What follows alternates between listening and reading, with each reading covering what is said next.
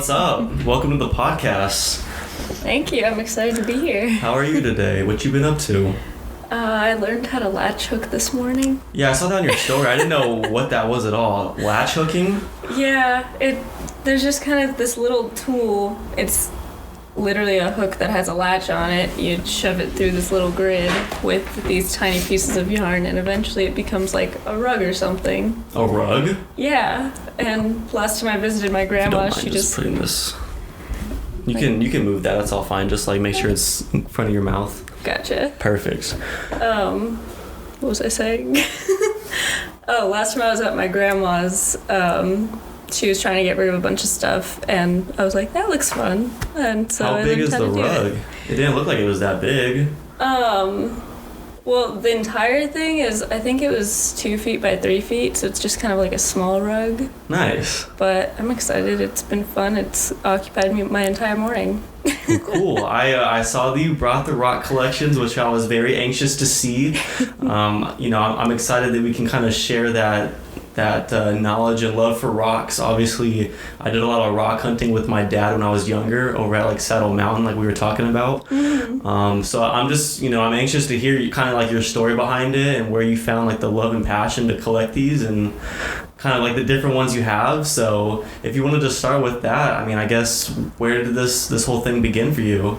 Funny enough, it kind of actually started with my grandma and my dad. My grandma was always showing me rocks and stuff when I was little, and she gave me a few. I'm actually kind of bummed now because I didn't bring any of there's two of them from my original collection from when I was a kid that I have at home, a rose quartz and this blue egg. I still haven't identified it. I have no idea what it is. A blue egg? Yes. Oh, okay. But there were some of my favorite crystals that I own, but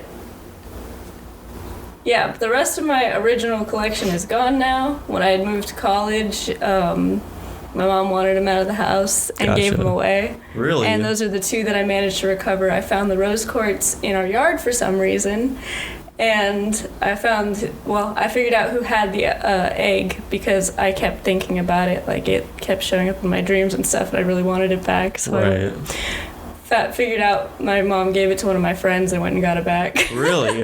Well, I'm glad you got it back then. Jeez. Yeah. So I guess, because when I came over that one time, you had, a huge collection of them. How many are not there that I guess could have been there? They were given away, you think, a lot more?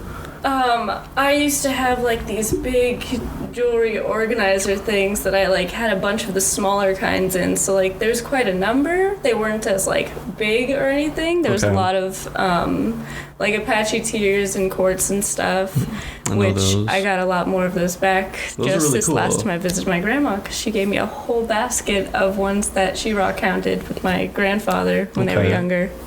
Have you ever done any rock hunting yourself? I have when I was a lot younger with my dad. We used to go to some place that was Crystal Point or something and go collect a lot of quartz and stuff. I've always wanted to do more of it, but I haven't really found those people to go do that with. And I know you've talked about doing it sometime, so I'd be so down because that sounds so much fun, and I've always wanted to do more of that. Yeah, same. The last time I went, probably early elementary days, and the only one I've ever gone to is Saddle Mountain. So when you're saying Crystal Point, I don't know anything about that. I know that at the top of Four Peaks you can find geodes. So yeah, I'm down. If you have a cool spot that I don't know of, I'm totally down to go. Was it in Arizona? Yeah, it was definitely just a couple of hours up north. I'd have to ask my dad because I don't think it's actually called Crystal Point. It's something like that though. Gotcha. So, but that'd be really cool to go back there. I've heard that it's pretty picked over now though. That's kind of sad to think about, Yeah. Might want to check out some new locations, and as always, whenever you go rock counting and stuff, you kind of gotta pick and choose what you want to take with you, because we don't want to take away all that's out there. You don't want to take it from the next person trying to go explore that for the first time, you know what I mean? Mm-hmm. So looking at the rocks you brought over, do you want to show us, some of them and why you like them so much, or why you brought them today? Of course. So I'll start with these ones, because these are ones I take to work with me every single day. So so I always have this little pouch. Okay. I have hematite, which is really good for grounding and like just transforming negative energy into positive energy, which during hard days, it's really nice to have around. Okay, yeah, totally. So I definitely always have that one with me. Then I have amethyst, which is really calming. Those are cool. So it's always nice to have that just to chill you out when things get stressful. Gotcha. As well as my stomach thing lately, it's helped with that. Okay. Just relaxes me to play with them. And then citrine is supposed to be for wealth and success. So why would I not have that at work? So when did you start, bringing these with you? I carried them around some when I was younger before I really knew so much about like what they're supposed to be meant for and stuff. But I started carrying them around with me again probably a year or two ago. Okay. And yeah, I just found it really helpful to have them in my pocket to play with when I was nervous or anything like that. Really? That's really cool. Okay. This one specifically, I always carry around it. I carry it around a lot because I'll get like anxiety and stuff sometimes, and I'll just flip it around in my hands and I'll literally just hide it under the table and no one will even know I'm just playing with it the whole time. That's really cool. What's the name of that one? This is rhodonite. Rhodonite. Can I see it? Mm-hmm. Rhodonite. Okay. Do you know where it comes from, the origin, possibly? I do not for that one, maybe unfortunately. Like Mexico. Rhodonite, okay. But yeah, I absolutely love this palm stone. The funny thing is, I had kept thinking of the name rhodonite from whenever I had read about it. Mm-hmm. But like, it had just randomly come up to me after, it had to have been months since whenever I'd read about it or anything, and I couldn't stop thinking about it. And then I'd gone to a crystal shop, and I picked this out of an unlabeled thing of palm stones, and then I was like, that's literally the crystal I've been thinking about for seriously like a month. So it was meant to be. It was definitely meant to be. This is one of my favorites. Okay. I will say, have you ever been to the dinosaur museum that's like in Mesa? I don't think so. No? No. Okay, so my grandpa used to take me there like all the time. We used to go there like all the time for fun, and it had been a while. I think the last time we went was like my sophomore, junior year. But as a kid growing up, that was like the spot we would go. And so they had like a whole bunch of like different collections of rocks, like in like this little rock shop at the end. And I used to just get like a little bag and would just like, I wouldn't even know which ones to get. I would just fill them up with like whatever ones looked cool. Mm-hmm. And I know that they are like somewhere, probably at my dad's house in boxes, sad to say. But I always like looked forward to the end, and like he would always let me just get like a bag of whatever rocks I wanted. And like obviously they had like cool geodes and like other little stuff there. They kind of like would represent like, I guess like way back, kind of like when these things form in a sense. And so I've always kind of been just like fascinated of rocks and stuff, and like I remember like in third grade we went to some museum, like some rock museum. I think it's, I actually don't remember. I think it's somewhere downtown, but I could be wrong. I think it's over by the Senate House. I feel like everyone went to that when they were kids. You know what I'm talking about? What you're talking about. I don't know where it is either or what it's called, but I know what you're talking about. Yeah. I feel like everyone had that experience. And so like it was kind of like what you have laid out. It was just like it was like a project, I guess, where we like had to pick the rock we wanted and then like find the history and background on it and kind of like tie them up. Mm-hmm. And so like, yeah, I've just always been fascinated, and obviously like my dad did a lot of rock hunting before my time, and so maybe I get that from him. But yeah, I thought that was really cool. Obviously it's been kind of faded from now as I've grown up. I've kind of like put my interest in other spots, but it's like rocks still like mean so much to me. And obviously like rings and necklaces and earrings is obviously like a big part of that, especially here. Those turquoise rocks. Mm-hmm. I actually have 2 turquoise rings on. You do? Yeah. Nice. I never take them off. Really? Yeah. This one I actually found in Colorado at some western place back when I was like 8. Really? I just found it on the ground, and I've kept it ever since. So it's kind of cool to live in a state where rocks are like a treasure here, and like a big, I don't want to put it like that, but like a selling point, obviously, because there's tons of rock shops here.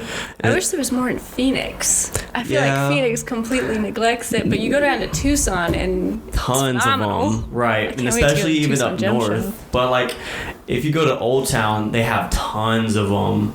Like over by Sugar Bowl and stuff, just really in Old Town? Yes, tons of rock shops with the necklaces, the rings, earrings, all over the place. And so I think that's a cool part about this place that you can't really find elsewhere. I know like New Mexico is a cool rock place. I don't know, am I missing any? I'm sure obviously all over the place, but yeah, I know there's a lot of places in like Utah and Nevada. True that. So yeah, I mean, I love rocks and I love collecting them. My dad actually, so the reason why we would go rock hunting is he would like bring them back, and I know that you had the machine to polish them up. Mm-hmm. So we used to do that in like this little tumbler thing or whatever, and I guess eventually he wanted to try to like put that into jewelry, but we never got to that. But I guess just kind of like for our own self, we would just shine them up, make them look really cool, grind them down a little bit into kind of like shapes and stuff, and then just keep them. I wish I had that here. My dad has like a collection of just like a whole bunch of rocks we've collected over the past. So yeah, I love it. I'm a fan. That's really cool. But yeah, with our rock tumbler, it had come with some of the findings and stuff that you can attach to turn into jewelry. True. So I definitely did some of that back when that thing still worked. I know it's in our backyard. It might still work. Who knows? When was the last time? So when did you do that? Like the polishing and all that? I kind of resort everything from when I was a kid to just saying I was 8 at this point, because I have no idea in terms of age. That's pretty cool for an 8-year-old to be doing that. Well, I just know I was young. Right. But yeah, I just remember spending all my days on like a little side yard, like just sifting through it and trying to get them cleaned up. Did you do that like a lot with your grandparents and your dad then, or? A lot of times the tumbling part was just me. Really? So like, would you kind of say that you got like fascinated into rocks from your grandparents and dad's side then, or was it something that you kind of just found over time and just had like a cool interest in it? I mean, I'd say that my grandma on my mom's side actually, and then my dad, those two both kind of just made me notice it to start with. Okay. And then, like I said, my collection was given away and everything. Like I kind of disconnected from it for a while. Right. But over the last couple of years, I've been, as you saw, I've really regrown my collection. You do have a sick collection. I've never seen anybody with the collection you have, like in a really cool, good way. Like it's like you had like a whole showcase for it and stuff, and obviously like with the names and stuff, so you don't forget what they're called. But yeah, once the collection grows, I need reminders once in a while. Right. Yeah, like you said, though, I'm totally down to, like, at some point we can eventually plan a trip. I tried to get Diego and my buddy John to go out with me. Obviously, it hasn't happened at this point. I guess just for schedule reasons. But, I mean, me personally, I don't want to, like, go out there, like, alone. I wouldn't mind it, but I'd rather go with people that, like, are actually, like, down to go. Mm-hmm. You know what I mean? I know exactly what you mean. Yeah, and so, like, yeah, like, totally, I'm super down. I'm kind of curious, what's that one right here? This one? Yeah. This is rainbow fluorite. Rainbow fluorite. Yes, I actually have a point of this also, and if you want to hold that, you can see there's kind of a shimmery look when it catches the light. Kind of like a rainbow? Yeah, because there's a lot of cracks in it, and it has a little bit of iridescence to it. Most rainbow fluorites don't really have that iridescence, but I really like that piece for that. Do you remember where you got this from? I actually got that from ASU's Geo Club. They sell their rocks after they go to like mines and find them, and sometimes they purchase them. ASU Rock Club. Yeah, they're Geo Club. Geo Club. I was really sad because I didn't find out about this until like my last year of college, and then, well, COVID happened. Yeah. As I was trying to join it, and all their trips got canceled, so that didn't happen. That's cool. So like, I didn't know anything about that. So do they just like travel as a team, obviously, and then just go from place to place? Do you know if they go out of state? I think they occasionally go out of state. Since I didn't end up joining, I didn't get all the details. I really just got a little bit of information when I was chatting with them about it. Right. But it sounded like they did a trip like at least once a semester, which, okay. I mean, that's still something to get to go to with a group, to go, well, search for rocks and stuff and other That's really people who cool. are passionate about it. So I will just announce, though, while we're here, Kennedy is a still kind of recent grad, right? It hasn't been that long ago, right? yeah, just May. So we have a grad here. Do you just want to quickly explain what you majored in and what you graduated with? I studied electrical engineering, so I graduated with my bachelor's degree in electrical engineering, Pretty baller. and now I'm an assistant electrical engineer. And I'm hoping to take my FE soon so that I can get to be a professional engineer. So is that what you do with your job then? Electrical engineering. Well, like where you're working right now, where you were kind of showing me. At my job, I mostly work on. It's a lot of updates, I guess. I'm trying to think of the right word, but I don't have the right word right now. Gotcha. But like updates and stuff to power plants, like all of the things that you have to do for maintenance and switching out things, because as we all know, especially with coal plants, which I work on a lot, they're really old. If we don't fix them, then that's going to be a mess. Dang, yeah. So that's a big part of my job. That's fascinating. I'll be honest, I don't know much about electrical engineering. So you just kind of want to share like where that began for you and kind of like that passion, I guess, to studying that. So that all started with my dad as well. I've always been really close with my dad. I really get a lot of my traits from his side. Okay. But my dad's an electrical engineer. Okay. He's now more on the business side of things, but he always just used to kind of tell me about his stuff at work, and I thought it was interesting, so I kept asking questions. And when I was really young, I kept telling him I'm gonna grow up and work at APS just like you. Yeah, okay. Which I didn't end up working there, but it is how I ended up in electrical engineering. And I think really it all comes down to, with the rocks, with my degree, with everything, I just think energy is really, really interesting. So I kind of just study that in my real time and then study this in my own time, and it's just all different kinds of energy, which is really cool. That is really cool. So how was like the whole college experience, like the whole grind of college for you? And obviously I'm sure you found a lot of like success in it, and just so like kind of like how was that whole experience for you? Oh gosh, I struggled a lot in college. I went from being like a straight A, like everything was pretty easy in high school and stuff. I had all the AP classes. What? And then I went to college and I'm in Barrett, and then I'm just like struggling to get through my first physics class because I was like, they're not actually teaching me. Really?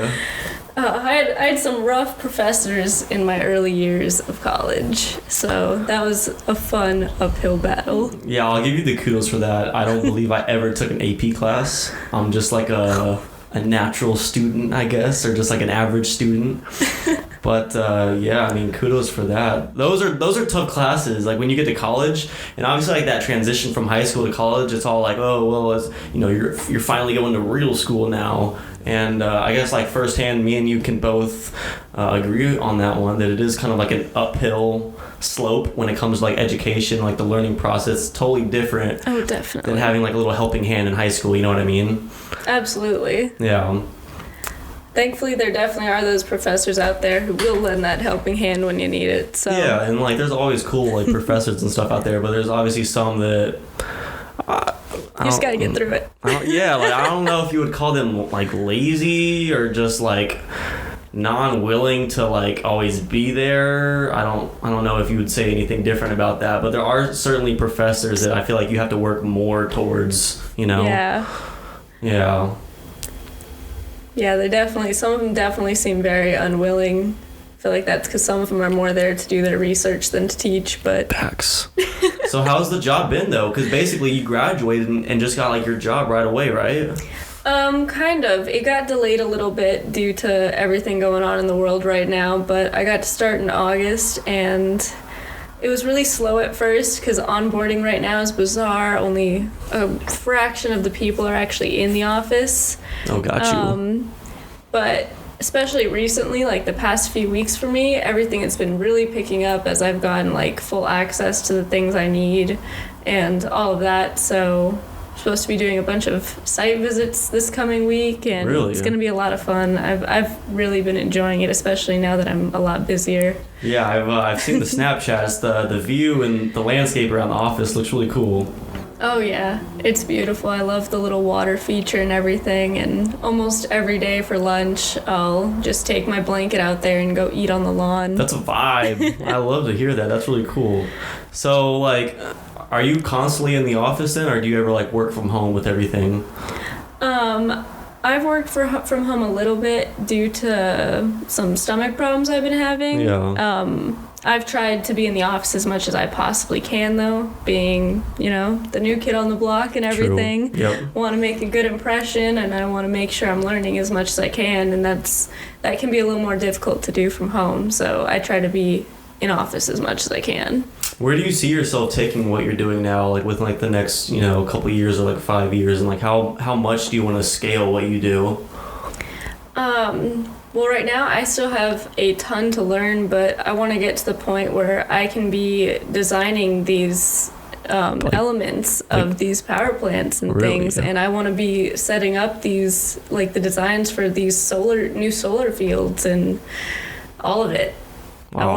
I want to be one of the top people in this field. So. Okay. Do you plan on staying with the company you're at now? I definitely plan to. As of now, I've really enjoyed working with them. I might go to a different location at some point, and I love the people I work with right now. I just have lived in Phoenix, Arizona for how long? Right. My entire life. I've been in the same little block, basically. Same here, until recently. But yeah, I get what you're saying.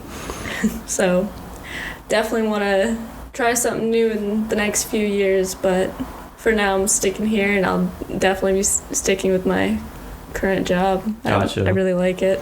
So when you're saying about going on to these like on-site locations, do you go like with a company truck with like some people, or are you just kind of going out there to observe what they do, or? So it really depends on the site visit. I'm just doing some really small ones for this electric vehicle charging station team I've become a part of recently.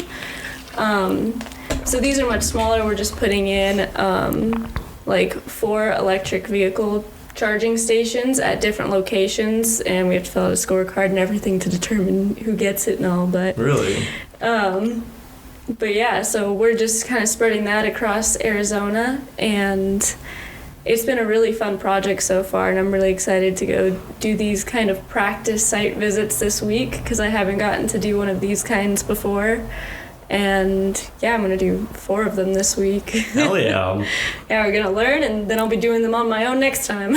Gotcha. So would you say like the learning process, obviously since you started, has it ever been at like any point like challenging and like super humbling to you? Or is this kind of information that you kind of obviously studied and like are very like familiar with?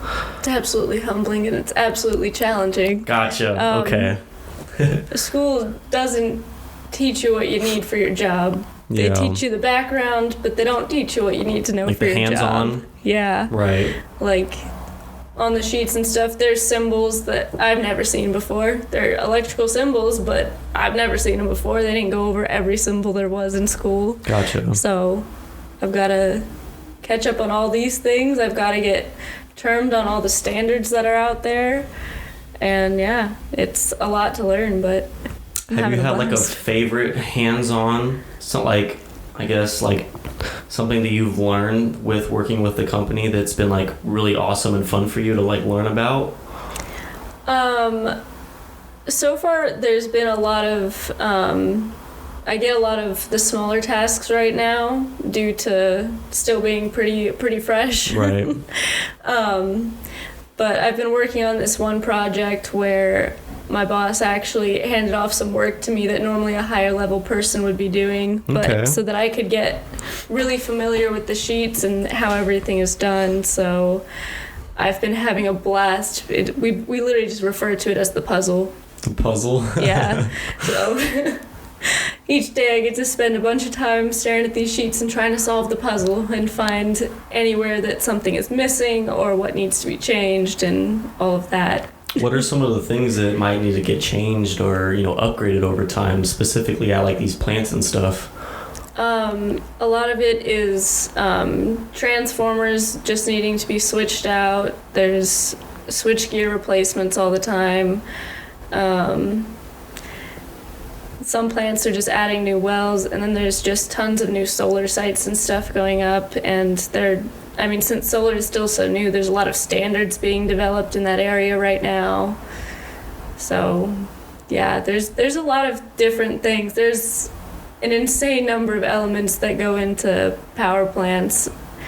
They all come down to a pretty general and similar setup when you look at the big picture, which is what you learn in school. Right. Then when you get back into it, it's just every little circuit breaker, every little terminal, all of the PLCs and things to control everything.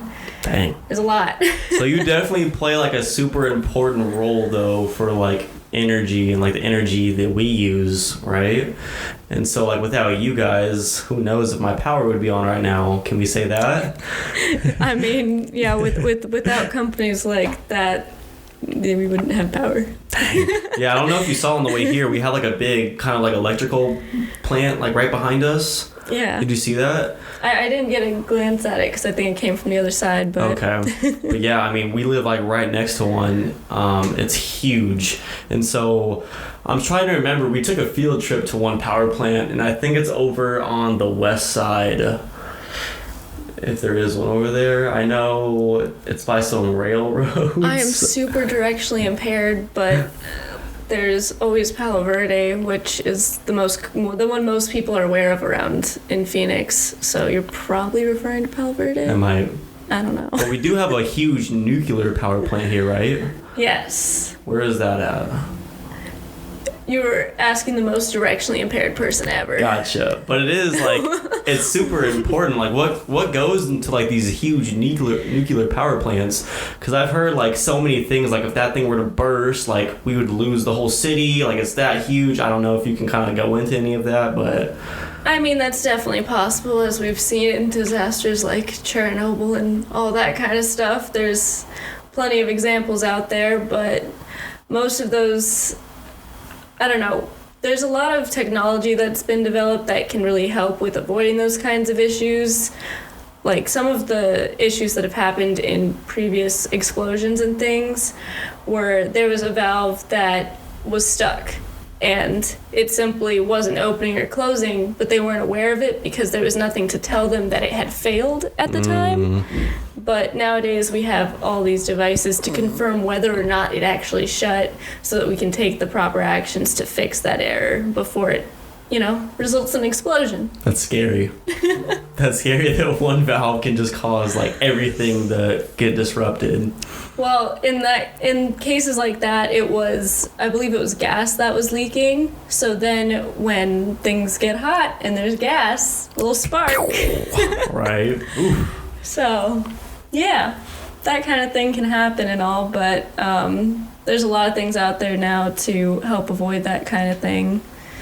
Now the biggest problem with nuclear is just trying to find better ways to store the waste, because the ways that we're storing it right now are, I don't think my company really deals with this part, but it's stuff I've learned through school and my own research.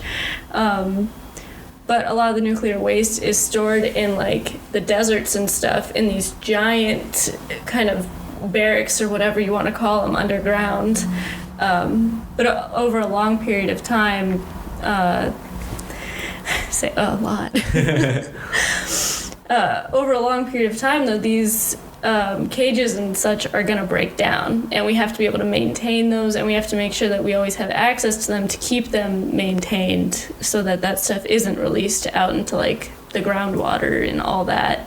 But that's also why they're stored very far away from people. Right. I've wanted to kind of look more into that recently, because for some reason this is a topic that I've been thinking about more recently. Yeah. Probably because all of a sudden I'm working with all of these different power plants, and I'm more curious about everything. I'm just more curious about it now that I'm really hands-on with it all. Right. But I know a lot of them are located off in different deserts that are just far away from people, so I think there's probably some in Nevada and New Mexico. It's deep in the mountains. Yeah, that kind of thing, just away from people. I don't totally know exactly how far they're kept away, and who knows, some of the locations might be closer than others. Yeah. But sheesh. But they definitely do. They've obviously done a lot of research and stuff to figure out how to contain these kinds of things. The question is more just in in another 1,000 years, what's going to become of it then? And it's a lot of ways to think about. Yeah, it really is. And I've actually been really wanting to do more research on what we could potentially do with that kind of waste, because there has to be something more we can do with it other than many people's idea of let's just hurtle it off into space. Right. That's what a lot of people keep saying out there, and it's really funny to me. Yeah, we're gonna. Yeah, it's crazy to think what we do to this planet in some ways, but besides getting into that sour subject, would you say you guys have been implementing more cleaner energy tactics at all, or still like traditional things? And we're definitely doing maintenance to the traditional power plants in order to keep them running at a more environmentally friendly rate and everything. Okay. But a lot of our attention has gone over to solar and things like that. So a lot of my time's been spent trying to push my way into the solar team, which is just growing by the day. They're so overloaded with work right now, it's crazy. But like I said, they're still developing standards, so they're not trying to do it overly quickly because they're learning a lot of things right now from each site. Yeah. So every site is better than the last, and every site is going to be more efficient and better put together than the last. So you think at some point, and this is like going probably a couple dozen years maybe in the future, you think at some point every household will have solar panels on top of the roof? I don't think every house, because I don't think it's actually a viable solution for a lot of the country. Really? Most of the country doesn't get enough sun for that to work. Well, it's not going to cut it. But like in Arizona though. In Arizona, I think that it could definitely be a possibility. I think there's going to be a lot of money and stuff that goes into that, and a lot of convincing people who just don't want to do that. But right. Because there's always people who are resistant to change, but I think that we could definitely have a lot of Arizona on solar in the future. It's exciting. I'm a big fan of solar and in green energy. I like that stuff.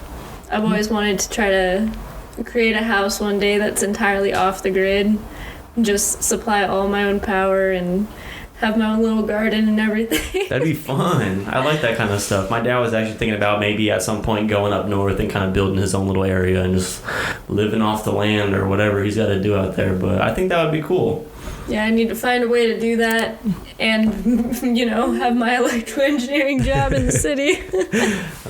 So I'm also curious, what's this guy here? This is one of my other absolute favorites. Okay. I actually got this pretty recently down in Tucson. It's gray calcite, and Gray calcite. It's very calming, and its entire point is to calm you down, to get rid of chaos, all of that. So literally anytime I come home from a bad day, I'll go and curl up on my couch and just hug it, which Really? Sounds so weird, Yeah. but it always puts me in a better mood to carry this around. And this one actually has a few iridescent inclusions on it as well, but they're very small and much harder to find on here. I see.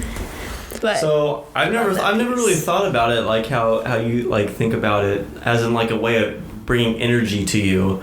I've always just think of it as rocks as just cool sculptures and just cool things to kind of showcase around the house and whatnot. Mm-hmm. But for you, you're saying it brings you a certain energy. Yeah. So it's really cool.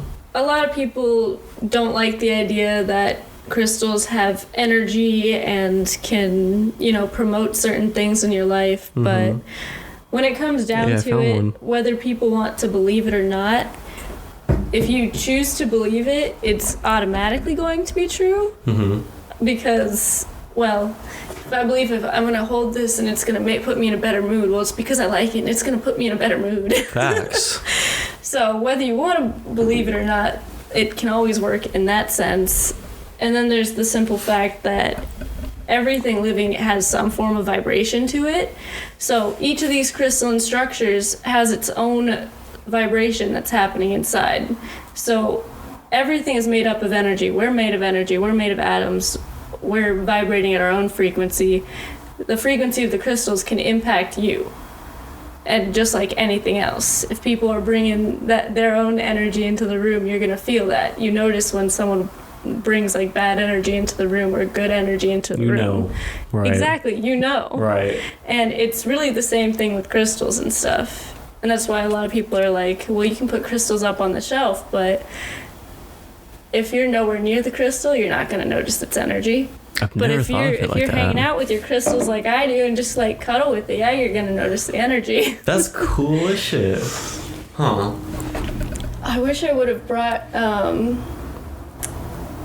this one crystal that I have. I think it's called Morganite. It's supposed to be incredibly high vibrational, and with a lot of the high vibrational crystals, a lot of the times you can if you hold it, it just kind of feels different in your hand than if you held a lower vibrational crystal. Like they all have their own frequency, and when you hold them, you can tell if you really like try to focus on it, which sounds so weird, and I know that, and a lot of people tell me that, but if it means something to you, like rock it. Exactly. You know what I'm saying? Like maybe like some of that knowledge you can share on someone else, and then they'll find their crystal out there, and then they'll find that beating in it for them too. Mm-hmm. Absolutely, and they're just nice little reassurances to have. Like I said, I carry that around when I'm feeling anxious. I wear obsidian every day because Obsidian's it's supposed cool. to be protective and help transform negative energy. So whenever I'm feeling negative and stuff, I'll kind of fidget with it and help turn my mood around. That's cool. What's that guy?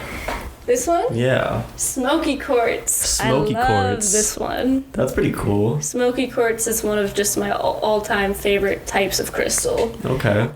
But it's another, if you want to do the chakras, it's root chakra. So all the Root black chakras. ones or red ones are going to be the root ones. So they're often the ones that are protective and grounding. Okay. But yeah, again, these are often for protection, grounding, transforming negative energy into positive energy. So always a good crystal to have around. Clearly, I have a lot of these around. Yeah, that's really cool. I like crystals a lot. Yeah, give that a hold because it fits so perfectly in the hand. It's lovely. Yeah, that's really fascinating, Kennedy. I feel like I'm getting some sort of energy here. I don't know. That one feels powerful, doesn't it? Don't you just feel powerful holding that? Kinda. I feel like I want to just like take the world on or something now. You know what I mean? Like no BS. I don't know. I feel like uplifted. I don't know. I feel like maybe you are right. And like I said, I never like thought about it like that. But when you brought all these rocks over and stuff, it was kind of just like, and then you started like saying about the energy and stuff that it feeds off, and it's like you kind of think about it like that. You know, what like each rock represents, and it's like I don't know, when you think about it like that, it's just kind of different versus having it as just something to showcase and look at because it looks cool and has cool sculpture and crystals in it, you know what I mean? Mm-hmm. So when you say it like that, it's kind of different. Do you know like what fire agates by chance give off? Off the top of my head, I don't know its specific properties because unfortunately I don't have one yet. I've been wanting one for a while. I do not have any fire agates at the moment, but again, that one's gonna be kind of in that red family, so it's probably gonna have a lot of those like grounding, protective kind of properties. And then since it's red, that's and it has some like orange in it and stuff, that would be like your sacral. I think that one is. Your what? Your sacral. Sacral. So that's like trying to think. I'm blanking, but that's like the orange chakra, and that's like passion, and I think it's really like part of your base, like what you believe in and stuff. A lot of that's supposed to be associated with that, so it's probably a lot of strength and convictions, stuff like that would come from that. That's really cool. Okay, I like it. It's a little long-winded to get there, but what are these, like the ball ones? So this is actually black tourmaline inside of what is kind of some cloudy clear quartz, and I have some just plain black tourmaline in this little pouch that I always keep in my purse. Gotcha. It's another very protective one, but as you can see, these are how black tourmaline normally forms, and then this is it embedded inside of clear quartz, which is how has that happened? I don't know the exact science behind it, but a lot of the times crystals grow like within each other. A lot of times you're not getting purely one stone. Right. So, if you could take a guess, and it's a wild guess, how far back do you think these were formed? If you could just shoot any number. Any number? Are we talking like the dinosaur age, or probably? You think so? I feel like crystals are just so old and so ancient, and most of them come from so deep in the earth. Granted, some crystals have formed in like near centuries, but this obviously is not a quick process. No, this is not centuries. At all. This is a long, long time in the making. Right. Dang. That's cool. I want to say calcites would probably be one of the faster ones to form, just because that stuff develops. I mean, you've seen what calcium deposits do to even stuff around the house. Yeah. Okay. I'm sure those crystals probably grow a little faster, but obviously to become like something like this versus the calcium deposits you see on the sink, it's a big difference in environment and still time. Imagine it building up that big. What's the guy next to it? So this one is salmon calcite. Salmon calcite. Yes. Okay. I actually hadn't heard them call it salmon calcite before, but calcite comes in a lot of different colors. But this one is good for like emotional well-being, empathy, and what does that even say? Wholeness. Wholeness. Couldn't read my own handwriting. This one's relatively new, so I'm less familiar with it. I only learn about crystals as I obtain them, so it's been a fun way to learn about them. Yeah, definitely. Every time I get a new one, I get to do a whole bunch of research. You think is that the most recent one you think you've gotten, or? I've gotten quite a few recently. I went a little crazy about a month ago. I think I remember seeing that. Went to Sedona, went to Tucson, got quite a bit of new goodies, which actually includes both of these spheres, this one and this one. So I spent a little more money than I probably should have recently on them. But it was worth it. It absolutely was. I don't do that often, but when I do, I go a little crazy with my rocks. I've seen the one next to the salmon one before. What's that guy? This guy? Yeah, I've seen that before. This is orange calcite, actually. Orange calcite, okay. Yes, and I didn't even bring this one's little card, but this one's a lot of happiness, positivity, just altogether uplifting, and I always loved having this one around. I like to take this one sunbathing with me. Really? Mm-hmm. I like it. Yes, I even take my rocks out to the pool with me. Hey, if it brings the energy, you gotta bring them. Exactly. Gotta be careful though, because a lot of them will fade in sunlight. I have certain ones that are kind of dedicated to going outside at this point because I've allowed them to fade as they spend time with me. How do they fade? Some of their color can be affected by I think it's the UV light as well as the rays as well as the overall heat. So especially in Arizona, they can be affected by it. Not know that. Well, such as a lot of citrine, or what's advertised as citrine out there, anytime you see it in those big geodes, like you see amethyst in, if you see that in orange, like the yellowy, it actually is amethyst, but it's heat treated, and they call it citrine because citrine is more expensive and they want the money. Really? Plus, a lot of people these days, because they've been doing it for so long, aren't even aware that that's the case. So there's actual people owning crystal shops, buying these and not realizing that it's not citrine. There's also the same kind of issue with selenite and something spar is what it's called. I think it's called satin spar.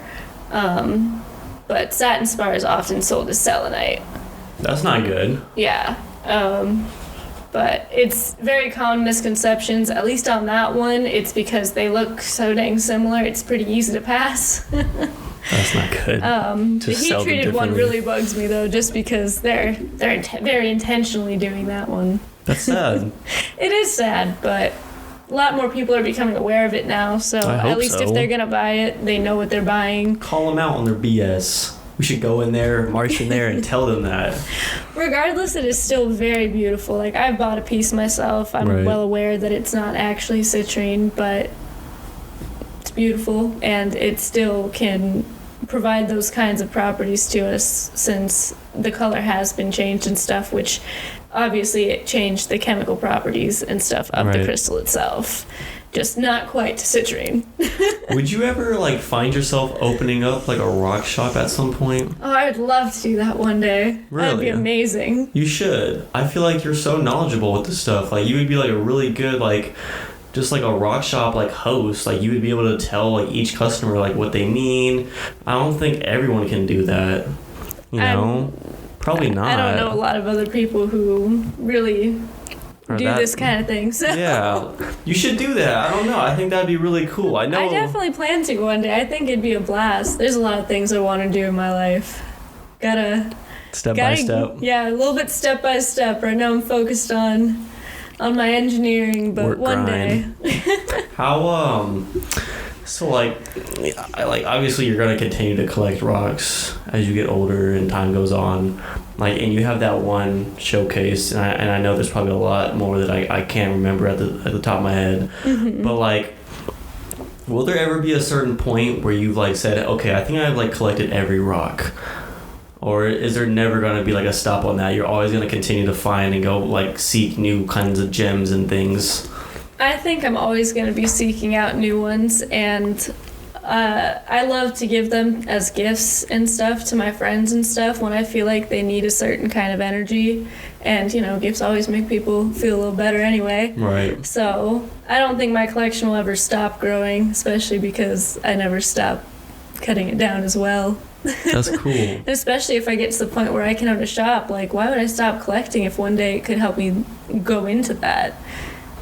That's true. So if you were to own a shop, then would you, like, how would you showcase the rocks and how would you sell these rocks? Would they all be the ones you collected and like maybe hunted that you brought back, cleaned up, polished, and sold? Or are you gonna basically like buy from other people, or do you have any idea of kind of that?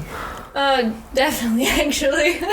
Put a surprising amount of thought into this. Okay. But I would definitely start by taking a look at my personal collection, because at that point I'm sure I'd have a ton. I would still absolutely keep my own personal collection separate from the store, and I'd probably eventually like add them to the inventory. But I feel like a lot of it would probably be going to things like the Tucson Gem Show and stuff, and seeing. I've been there. I've wanted to go so bad, and then I was gonna go last year, and things got all messed up because I had tests, and then I wanted to go this year, but we all know how this year went. Yeah. Rest in peace, 2020. But I've been there though. That's sick. I totally like spaced that. That was such a long time ago. I remember me, my dad, and my grandpa went out there for that. Wow. That was a long time ago. Okay, so sorry to interrupt though. Keep going on. Like, so obviously you kind of keep like the personal collections to yourself. Where would be like the coolest spot for you to go like collect rocks at, out of like the whole world, I guess, outside of the US, if there is one? Outside of the U.S., I wish I knew more of the direct origins of some of my crystals. I've been doing more research on that stuff recently, but hadn't done a lot previously. But I know Brazil is supposed to, like, they've always had some absolutely amazing rocks and stuff. I have no idea how, I don't know. I don't know a lot of the different places, unfortunately. This is something that I've more recently started learning more about. I kind of started more on the surface, and then I'm digging deeper. But yeah, honestly, anywhere. I love traveling and going out and just seeing different things. So honestly, just about anywhere. But I know Brazil is supposed to be a place that has a ton of different kinds of crystals, so there'd be a lot of variety to go find. Africa, I think, like, has a lot of cool gems too, right? Yeah. I mean, really everywhere has its own unique kinds. Like, even each state in the U.S., you'll find different kinds of gemstones. Really? You think they have them out like in the East Coast? I'm sure they do. I don't know what they'd have, but I'm sure they do. Gotcha. I think the coolest thing for like myself, if I were to ever go like hunting, would just stumble upon a geode rock. You know what I mean? And to like break it in half and have it like explode of crystals. For me, that would be like hitting like the coolest base ever. Like for me to like find something like that. Yeah. So like eventually, I don't even know if you can get into the Four Peaks mine anymore. But like I just know at the very, very top they like collected geodes up there. I don't know if they just mined them all out, which they might have at this point. But that's kind of like on the bucket list for me to kind of like make that hike, because I know it's like a couple days, possibly like a 2-day hike. So that sounds fun. Yeah, it snows up there. It's like all foresty. I don't know. I've never been close to it, but you know what I'm talking about, right? Somewhat, like yeah. Like the Four Peaks. Yeah. Yeah, and I know it's like it's really not that far away. Maybe like 2-3 hours tops. I could be saying that wrong, but that would definitely, that's like one of the bucket lists that I still have to accomplish aside from everything else.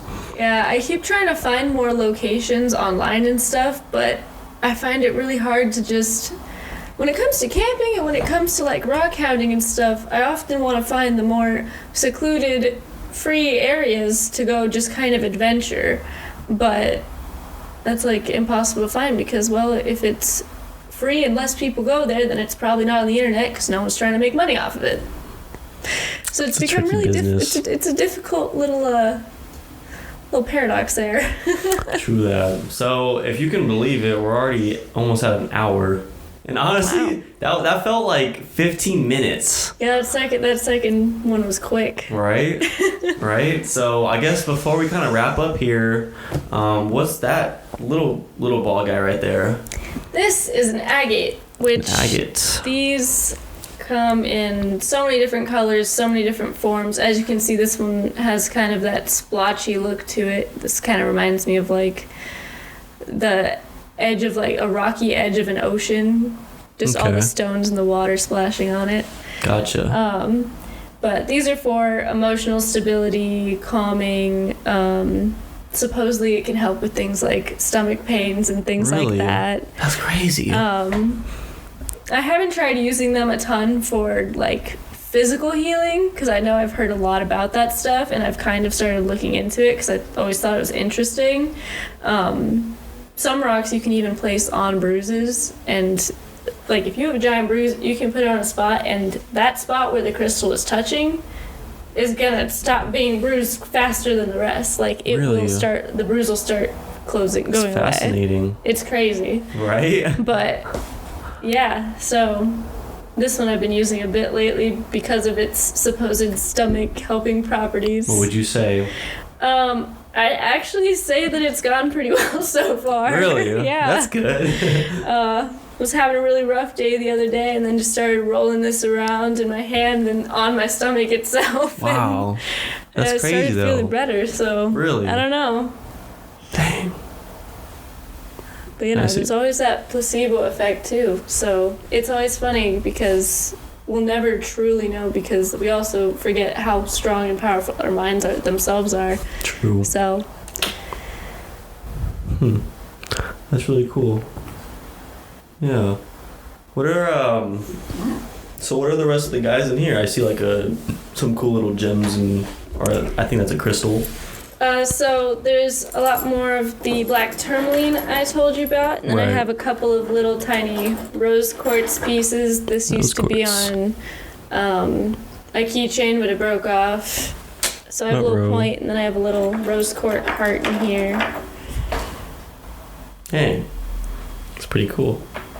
Yeah, like things like this, I would love to have like some like cool like necklace. Can guys rock necklaces like that, you think? Totally. You think so? Yeah, and actually with guys I see the rings that are like bands and the bracelets a lot more often actually, which is interesting because most of the time I feel like I see guys wearing bracelets less than necklaces.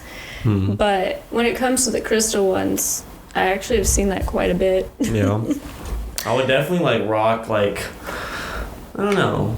I guess a bracelet would be pretty cool. Is that also the rose next to it? Yes, both of these are rose quartz, and then this is strawberry quartz, which basically just means that it has those richer mineral deposits within there. I think that's caused by iron or something. Don't quote me on that though. Interesting. I think. Yeah. My little bison. Little bison. I almost called it an elephant. An elephant. That's really cool. What is this guy for you? So I kind of consider strawberry quartz a lot like rose quartz. So it's a lot about love, specifically self-love and compassion and healing. That's really cool. But I specifically bought this piece because I loved the darker, richer streaks in it, and I loved that it was a little bison because I thought about this RV trip that I went on when I was younger with my family and another family. And we just went to a bunch of national parks and stuff, did a lot of hiking, saw so many bison over the course of it. They're big. They're so big, but they're so cool. Like, they're in no way really graceful or majestic or anything, but they're so cool, and I just found them so fascinating. And I don't know, I feel a weirdly strong connection with them. I feel that, yeah. They're like stiff, big, just machines that just kind of eat and plow things over. Yeah, like nothing can take that down. There's a lot of strength in that. True that. Like, it feels like a very, I don't know, I feel like that's kind of the kind of leader I want to be. I want to be a caring and compassionate leader, but I still want to be strong and bold, and that's kind of what this feels like to me. So out of all these ones here, which one means the most to you before we wrap up here? Out of the ones here today, I really have to land back on my rhodonite. It's really been there for me through some rough situations, and like I said, it's great for emotional healing, it's great for my anxiety, and this guy just gets, I'm really latched onto this one. I don't think it's ever going anywhere. I love that. That's really cool. Well, Kennedy, this was a podcast. We just did one, and yeah. I'm super happy you came on today. I really didn't know too much about like the rock side of things for you, and I really didn't know about like the actual meanings for each one like at all. I've never heard of that before, and so like that was really cool to kind of like talk about with you, and then kind of get like some knowledge on obviously like the electrical engineering side of you, which is also super fascinating and a side that I don't know really anything about, but I do support it. Go green. But obviously like thank you so much for coming on the podcast today. I enjoyed it like a ton, and just to kind of get to know you more. Yeah, thank you so much for having me. This was a lot of fun, and by the end of it I felt a lot less nervous than when we started it. Of course. Yeah, thank you for coming on. And obviously to the viewers and listeners watching and listening today, thank you guys for tuning in to this podcast with Kennedy. We had a really cool conversation, and just make sure you guys like, comment. Can people follow you on social anywhere?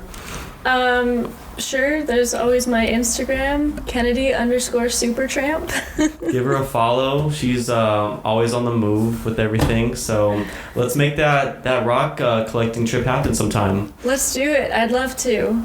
Always down to go rock hounding. Right on.